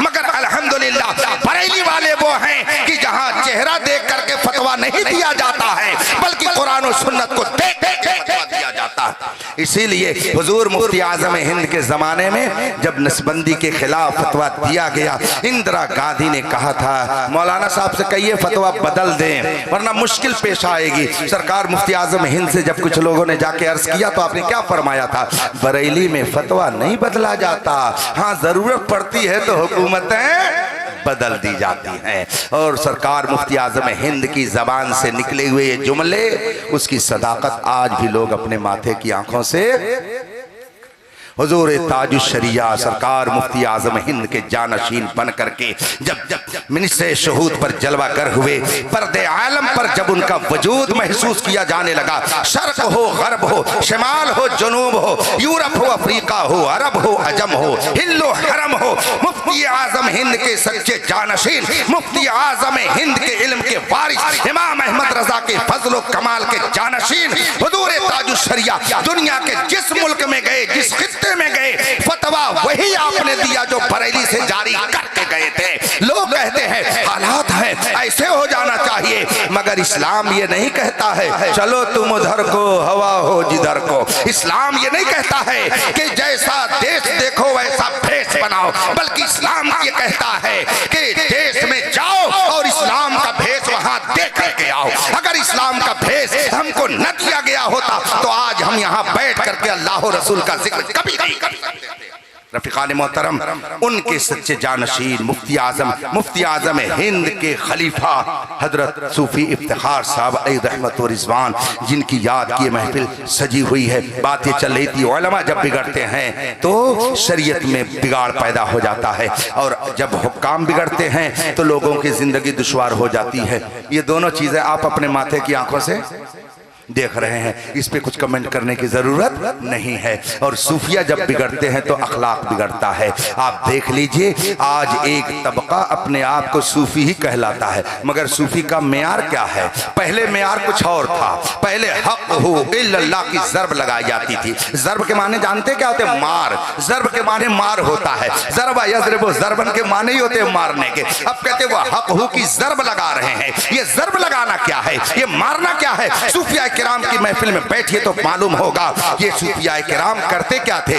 दिल पर जो जंग लगा होता था हक हु की मार लगाते थे, और हक हु की मार लगा करके जिस तरह से हथौड़ा मार करके लोहे का जंग साफ किया जाता है, ऐसे ही कल्ब पर दिल पर जो जंग होता है वो इल्लल्लाह की ज़र्ब से साफ किया जाता है। और जब ये कल्ब जंग से साफ हो जाता है तो मुस्तफा जान रहमत के तजल्लियात व अनवार से ये मुनव्वर हो जाता है, और ये फिर दिल ऐसा होता है कि इसमें महबूब के अलावा और किसी की गुंजाइश नहीं रहती है। सूफिया किराम की ये हालत होती है। उलमा बिगड़े तो बिगाड़ आए, उमरा बिगड़े तो बिगाड़ आए, सूफिया बिगड़े तो बिगाड़ आए। इसका मतलब यह है कि उलमा भी बिगड़ेंगे, उमरा भी बिगड़ेंगे और सूफिया भी बिगड़ेंगे। पहले सूफी वो होते थे जो दिन रात अल्लाह और रसूल की याद में रहते थे, मगर आज एक तबका सूफियों का पैदा हो गया। जानते क्या? हजारा तस्बीह गले में, वो लंबे लंबे बाल, और वो 10 हाथ में अंगूठी, और वो समझते हैं और वो चिलम पे चिलम चल रही है और पहुंचे हुए बाबा हैं। इनका क्या कहना है? ये तो काबा शरीफ में नमाज नमाज पढ़ते हैं। शायद इन्हीं लोगों के हालात, भाई अगर किसी पर ये फिट हो जाए तो मुझे माफ करिएगा, ये हालात देख करके सुल्तानुल वाइज़ीन अल्लामा अब्दुल मुस्तफा आज़मी रहमतुल्लाह अलैह ने फरमाया था, इन कम बख्तों का हाल ये है कि आया अगर जलाल तो रोटी के वास्ते, दिखलाया अगर कमाल तो रोटी के वास्ते, तस्बीह जुल जलाल तो रोटी के वास्ते, ये लंबे लंबे बाल तो रोटी के वास्ते, महफिल में आए हाल तो रोटी के वास्ते, ये सुर्ख है रुमाल तो रोटी के वास्ते, ये सारे कीलो काल हैं रोटी के वास्ते। न जाना हजरत जाहिद के तस्बीहो मुसल्ले पर बड़े चलते हुए हजरत है, इनको हम समझते हैं। सूफी वो है जो लोगों से अपनी तवज्जो हटा करके अल्लाह रसूल की तरफ कर ले, और ये वो सूफी हैं जो अल्लाह रसूल से तवज्जो हटा करके हुक्मरानों की तरफ तवज्जो करते हैं और कहते हैं कि हम सूफी हैं, हम सूफिया के गरोह से हैं। ये मुंह और मसूर की दाल। अल्लाह ताला सही माना में सूफी बनने की हम सबको तौफीक अता फरमाए। मेरे भाइयों, सूफी वो होता है जिसका कल्ब गुनाहों से पाक होता है और इसमें कुदूरतें नहीं होती हैं। कुरान फरमाता है, क़द अफ़लहा मन ज़क्काहा व क़द ख़ाब मन दस्साहा। कुरान करीम का इरशाद है, क़द अफ़लहा मन ज़क्काहा, जिसने अपने नफ्स को पाक कर लिया, साफ सुथरा कर लिया, मिसले आईना कर लिया, क़द अफ़लहा, बिलाशुबहा वो कामयाब हो गया। और जिसने अपने आप को गुनाहों में डाल लिया वो नाकाम और जलीलो रुसवा हो गया। अल्हम्दुलिल्लाह, जो अल्लाह के नेक बंदे हैं वो अपने आप को गुनाहों से पाक करके दुनिया से अपने आप को ले जाते हैं, तो कब्र में जाने के बाद उनको परेशानी नहीं होती है, इसलिए कि आला हजरत का शेर उनके कानों में गूंजता है और वो बड़े इत्मीनान से ये गुनगुनाते रहते हैं, लहद में इश्क़े रुखे शह का दाग लेके चले, अंधेरी रात सुनी थी चराग लेके चले, कब्र में लहराएंगे ता हश्र चश्मे नूर के, जलवा फरमा होगी जब तलअत रसूलुल्लाह की। ये सूफियाए किराम के मरातिब और उनके दर्जात हैं कि रब्बे कदीर उन पर अपने रहमतों की बारिश फरमाता है। अल्लाह तबारक व तआला हमें बुजुर्गों के नक्शे कदम पर चलने की तौफीक अता फरमाए। याद रखिएगा, दुनिया के किसी गोशे में रहे, इससे पहले भी मैं कह चुका हूँ, इससे पहले मैं बता चुका हूँ, याद रखिएगा, हर अच्छे आदमी को बुरों की सोहबत से बचना चाहिए, है ना।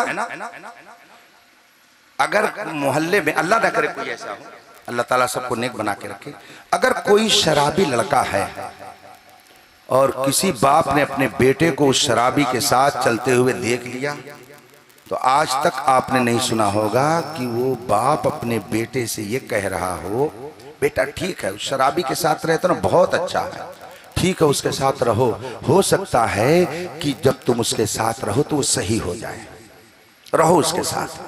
किसी बाप को आपने सुना? कोई बाप ऐसा कहता है? इसके अपोजिट कहता, खबरदार अगर उस शराबी के साथ देख लिया तो तुम्हारी खैरियत नहीं होगी। तो जिसने रोका वो बाप की शफकत थी जिसकी वजह से उसने अपने बेटे को बुरे की सोहबत से रोका। इसलिए कि तजर्बा यह है, मुशाहदा यह है, देखा यह जाता है कि अगर किसी भले आदमी ने बुरे की सोहबत इख्तियार कर ली तो फिर कुछ दिन के बाद वो भी, देहाती मसल है, भले संग बैठो तो खाओ बीरा पान, बुरे संग बैठो कटाओ दुओ कान। अच्छों के सोहबत में रहेंगे तो आपको मिठाइयाँ खाने को मिलेगी। नूरे नज़र मौलाना साहब के पास बैठेंगे तो जाहिर सी बात है कि जुमेरात को लोग लेकर के आएंगे इनके यहाँ फातिहा कराने अच्छी अच्छी मिठाई, तो जब इनको मिलेगी तो आपको भी मिलेगी। भले संग बैठो तो खाओ बीरा पान और बुरे संग बैठो कटाओ दुओ कान। अगर जुआरियों की महफिल में बैठेंगे और पुलिस उधर से गुजर गई तो आपको भी दो रूल लगाएगी, ये नहीं सोचेगी सिर्फ देख रहे थे खेल नहीं रहे थे। भले संग बैठो तो खाओ बीरा पान और बुरे संग बैठो कटाओ दुओ कान। हर शख्स ये जानता है कि नुकसान अच्छे ही का होता है अगर बुरे की सोहबत में रहेगा। उसको दूसरी मिसाल से आप यूं समझ सकते हैं कि अगर हलवा और गोबर को मिला दिया जाए तो बताइए नुकसान किसका होगा। हलवा कहाँ रखा जाता है? फ्रिज में, अलमारी में, तश्तरी के साथ टिफिन में रख करके, तश्तरी में रख करके उसको फ्रिज में रखा जाता। और गोबर कहाँ रखा जाता है? कूड़ेदान पर। मिसाल के तौर पर रोज देख रहा था गोबर कि ये सोहन हलवा तो बहुत शानदार तरीके से फ्रिज में रह रहा है ठंडे ठंडे माहौल में। गोबर ने एक रोज कहा, भाई मेरे साथ थोड़ी मेहरबानी करो, आ जाओ साथ में थोड़ी देर के लिए। रोया धोया और तरस आ गया मिठाई को। और जब दोनों एक दूसरे से मिले, मुसाफा मुआनका सब कुछ दोनों ने कर लिया। अब उसके बाद में जनाब फ्रिज के मालिक साहिब ने ला करके गोबर मिली हुई उस मिठाई को फ्रिज में रखना चाहा। घर की मालिकन ने देखा, कहा ये क्या कर रहे हैं, दिमाग तो नहीं खराब हो गया है? अरे क्या? कहा ये आप इस मिठाई को, गोबर के साथ मिली हुई मिठाई को ला करके फ्रिज में रख रहे हैं। आपने अगर जबरदस्ती की कि फ्रिज मैं खरीद करके लेके आया हूं तो वो भी अपना जलाल दिखाना शुरू कर देगी। तुम खरीद के लेके आओ, साफ मैं करती हूं, ले जाओ यहाँ से, वहीं ले जाओ, फेंक करके आओ।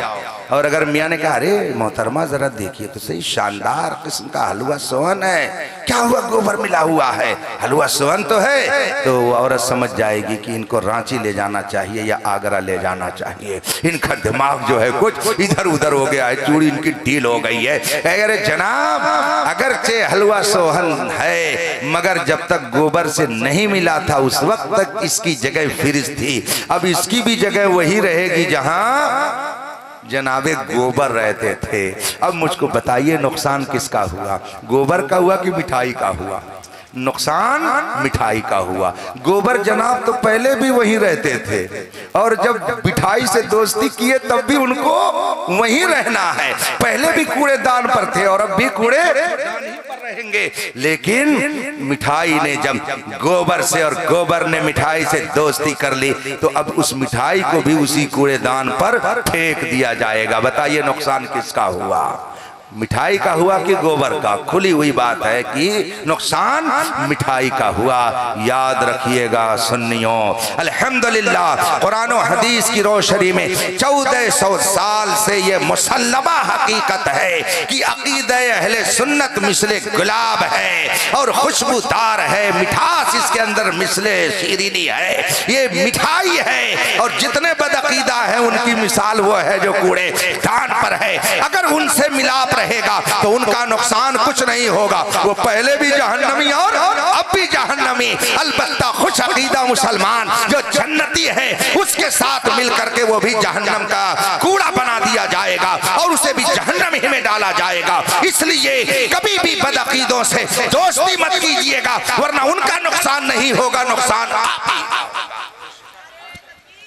यही तालीम हमारे तमाम बुजुर्गों ने दी है और यही बात मेरे ताजुश शरिया ने बताई है। नबी से जो हो बेगाना उसे दिल से जुदा कर दो, पिदर मादर बिरादर जानो माल उन पर फिदा कर दो। याद रखिए कब्र की तारीख कोठरी से लेकर के मैदान महशर तक कोई काम नहीं आ सकता है, बल्कि मैदान महशर में तो अगर कोई किसी के पास जाना चाहेगा तो भगा देगा। कुरान फरमाता यौमा यफिरुल मर्उ मिन अखी, क़यामत के दिन भाई अपने भाई से भागेगा, माँ अपनी बेटी से भागेगी, बाप अपने बेटे से भागेगा, कोई किसी का पुरसाने हाल नहीं होगा। एक मेरे मुस्तफा की जात होगी। आला हजरत फरमाते हैं माँ एक लौते से भागे आ कह के बुलाते ये हैं। एक साथ मेरे मुस्तफा की होगी कि जब कोई काम नहीं आएगा तो मेरे मुस्तफा काम आएंगे। इसीलिए आला हजरत ने फरमाया या रसूल अल्लाह तुझे जाना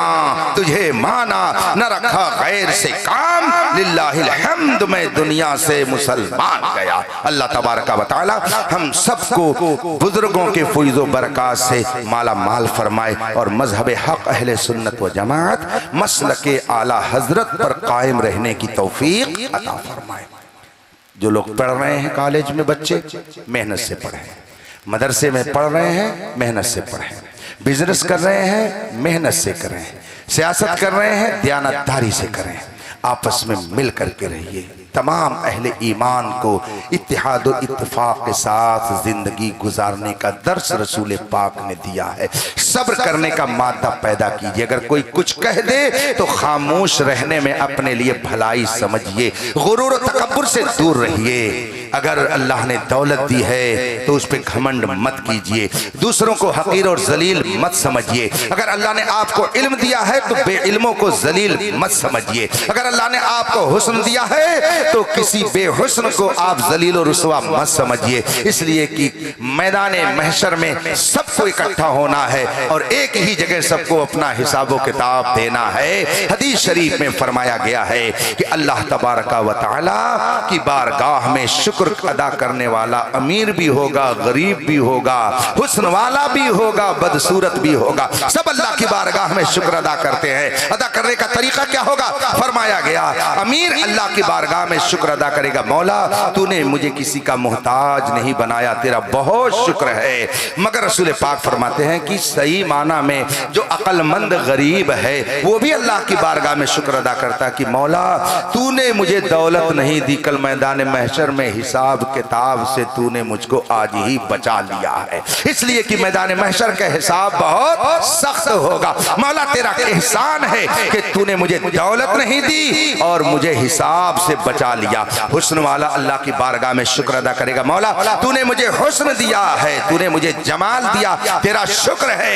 मगर बदसूरत कहेगा मौला तेरा बहुत बड़ा शुक्र है कि तूने मुझे फितना नहीं बनाया, न जाने कितने मेरी वजह से फितना में मुब्तला है। ये अल्लाह तेरा शुक्र है कि तूने मुझे महल्ले फितना नहीं बनाया। तो हर एक खुदा की बारगाह में शुक्र अदा करेगा। जिसको जो नेमत अल्लाह ने दी है उस पर उसे शुक्र अदा करना चाहिए। अगर अल्लाह ने इल्म दिया है घमंड मत कीजिए, दौलत दिया है घमंड मत कीजिए, हुस्न जमाल और ताकत और जवानी औलाद दिए घमंड मत कीजिए, बल्कि तवाज़ु और इनकिसारी अपना करके अगर आप जिंदगी गुजारेंगे तो सूफियाए किराम के फैज़ व बरक़ात से और माला माल होंगे। वाखिर दावाना अल्हम्दुलिल्लाह रब्बिल आलमीन। अस्सलाम या नबी सलाम अलैका, या रसूल सलाम अलैका, या हबीब सलाम अलैका, सलवातुल्लाह अलैका।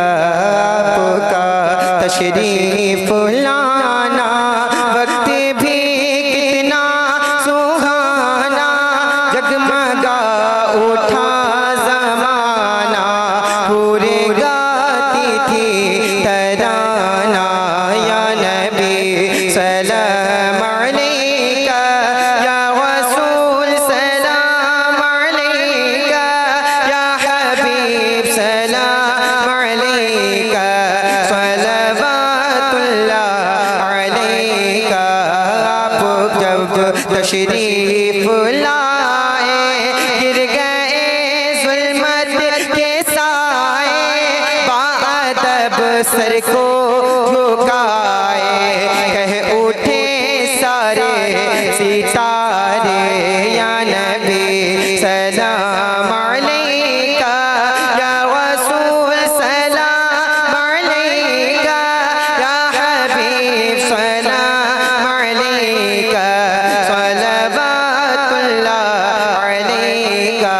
रूह जब तन से जुदा हो, माहे रमज़ान जुमा हो, दोपहर से दिन ढला हो, लब पे जारी ये सदा हो। या नबी सलाम अलैका।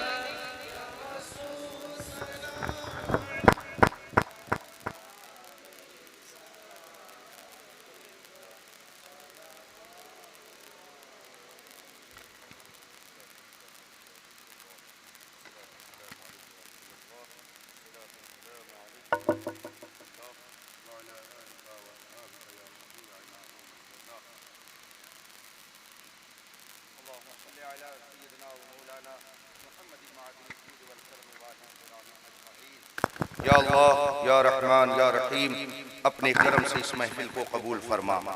जितने लोग हाजिर हुए सबकी हाजिरी कबूल फरमा।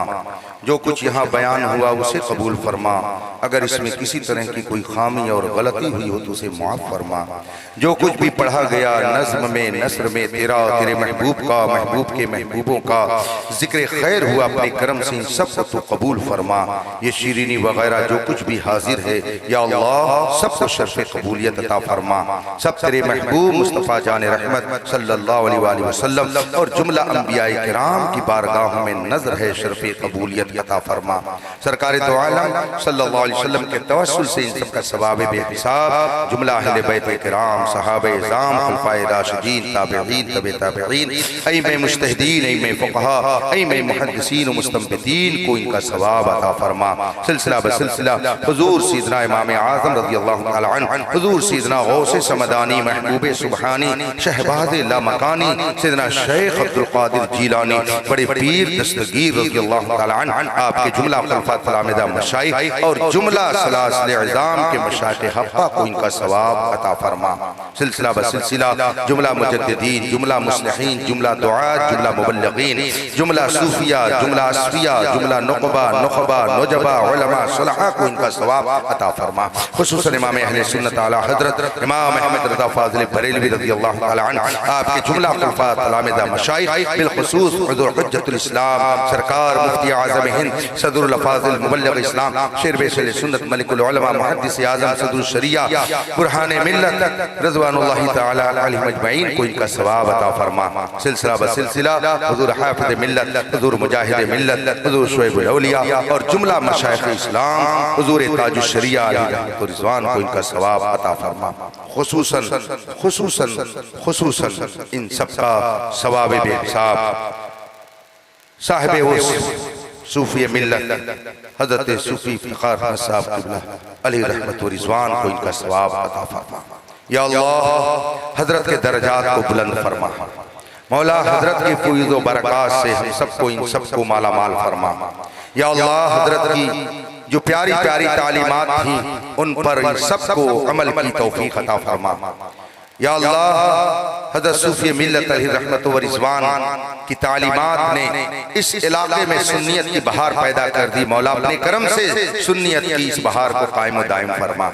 या अल्लाह या रहमान या रहीम, जिन्होंने हज़रत सूफ़ी साहब अलैहि रहमा की अक़ीदत व मोहब्बत में इस महफिल को सजाया, उनके रिज़्क़ में बेशुमार बरकतें अता फरमा। या अल्लाह उनके रिज़्क़ में बेशुमार बरकतें अता फरमा। मौला उनके रिज़्क़ में बेशुमार बरकतें अता फरमा। या अल्लाह इस आबादी पर खुसूसन अपना फजल करम नाज़िल फरमा। मज़हब हक़ अहले सुन्नत व जमाअत मसलक आला हज़रत का बोलबाला फरमा। तमाम बद मज़हबों से हम सबको दूर रहने की तौफ़ीक़ अता फरमा। या अल्लाह हमारे मुल्क की हिफाजत फरमा। दुश्मनाने मुल्क से इस मुल्क को महफूज़ व मामून फरमा। कसाद बाजारी को दूर फरमा। लोगों की तिजारत में फ़रोग़ अता फरमा। या इलाहा आलमीन, लोगों के लिए रिज़्क़ के दरवाज़ों को कुशादा से कुशादा तर फरमा। उलमा अहले सुन्नत की उम्रों में बरकतें अता फरमा। जितने उलमा तलबा शोरा मद्दाहान रसूल इस वक्त हाजिर स्टेज है, मौला अपने करम से इन सब के बाजुओं में क़ुव्वत अता फरमा। सबकी हिफाजत फरमा। हाज़िरीन महफिल की हिफाजत फरमा। जुमला वबाओं से बलाओं से बिलखुसूस कोरोना की बीमारी से हम सबकी हिफाजत फरमा और दुनिया से इस बीमारी का खात्मा फरमा। या अल्लाह या रहमान या रहीम, अपने कर्म खास से हम सबको दोनों जहान की बरकतें रहमतें फरहतें नेमतें सआदतें अता फरमा। इस्लाम और सुन्नियत का बोलबाला फरमा। मौला अपने करम से अपने महबूबों का सदक़ा अता फरमा। पंजतने पाक का सदक़ा अता फरमा। कल बरोज़ क़यामत रसूल पाक की शफ़ाअत नसीब फरमा। जन्नत में हसनैन करीमैन की क़यादत में दाखिला अता फरमा। वहाबियत व नजदियत व देवबंदियत व राफ़िज़ियत और सुलह कुल्लियत व क़ादियानियत और जुमला बातिल फ़िरक़ों से हम सबको दूर व नुफूर की सआदत अता फरमा। हमें नमाज़े पंजगाना का पाबंद बना, शरीयत मुतहरा पर चलने वाला बना, आपस में इत्तेहाद इत्तिफ़ाक़ के साथ ज़िंदगी गुजारने का शऊर अता फरमा।